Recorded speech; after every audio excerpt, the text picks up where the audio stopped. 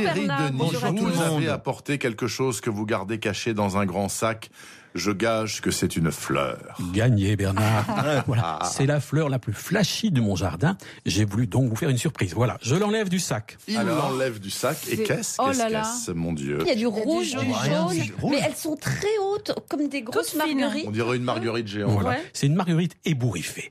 Son nom est la monarde Garden View Scarlet. Alors, Églantine, Parfait. comme je parle, je parle anglais c'est comme pas vache que c'est espagnole. correct. Non, c'est bien. très bien. Garden View Garden View Scarlet. Scarlet, c'était parfait. Non, parfait, parfait. Alors, les monardes sont originaires d'Amérique du Nord, sont des plantes vivaces donc résistantes au froid, et en plus, elles ont plein de vertus. Vous allez froisser ces feuilles et sentir. Les Dites-moi, feuilles. Laetitia. Elles sont bonnes. Ça rappelle la bergamote, c'est pas ça? Bien vu, Sébastien. Cette plante parfumée est très amusante parce qu'elle a toute une histoire. Ouais. Alors que l'Amérique n'était qu'une simple colonie anglaise, l'Angleterre a voulu lourdement taxer les importations de thé. Oui, Vous le savez, oui, oui, bien à la sûr, grande bien sûr. fureur des colons. Ah oui, Tea Party. Tout le début de la guerre d'indépendance. Absolument. Alors, faute de thé, les colons rebelles ont adopté la boisson D'où le tonifiante Tea Party. Oui, c'est ça. voilà, des Indiens qui vivaient près de New York, une infusion de monarde qui est venue le symbole de la lutte contre les Anglais. Et c'est le fameux Oswego, non, c'est pas Le ça? thé d'Oswego, Le thé exactement. d'Oswego, Voilà. c'est Oui, ça? parce que c'était le nom de cette tribu indienne. Alors, c'est délicieux.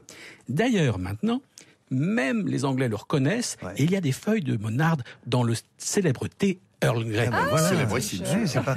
Dites-moi Thierry, cette plante-là, thé, là, moi ça m'intéresse, c'est facile à cultiver? Oui, oui. Alors, il faut juste connaître les deux secrets. Ouais. Le premier, comme toutes les monardes, elle a besoin de soleil dès le matin pour faire évaporer la rosée qui sinon abîmerait les feuilles. Ok. Le second, après la première floraison massive de juin-juillet, il faut la raser sans pitié le plus court possible. D'accord. Du coup, elle repousse dans la foulée et elle refleurit à nouveau en fin d'été, comme le pied que je vous ai emporté. Un dernier conseil? Alors, les monardes poussent si vite qu'elles finissent par s'étouffer. Ah. Donc, ce que je vous conseille, tous les 3 ans, c'est facile à faire. C'est tout. Oui, mais il y a trop de pousses à l'intérieur. Donc, on arrache le pied en hiver, on garde juste un éclat gros comme un melon, on le replante sans précaution, et dès l'été qui suit, il donnera une touffe parfaite, c'est vraiment facile à faire. Et alors, est-ce qu'on peut faire sécher les feuilles pour faire des infusions toute l'année? Bien sûr, mais pour un maximum de saveur, faites-le avant la floraison, quand les feuilles sont bien tendres encore. Alors, les jeunes fleurs sèchent bien aussi, les jeunes fleurs. On la trouve en jardinerie alors, votre fleur? Non, on la trouve pas en jardinerie. Ah mince. On finira par la trouver, Ouais. mais parfois dans les catalogues de vente par correspondance, et c'est facile à trouver sur Internet. Et elle vaut combien, la monarde américaine là? Moins de 10 €. Moins de 10 euros. Ça, je vais Oh, chercher, c'est ça merveilleux. m'intéresse beaucoup, ça. Oui, mais C'est jamais cher avec J'adore la Thierry. bergamote. Avec Thierry, c'est pas comme avec Laetitia, ça c'est sûr.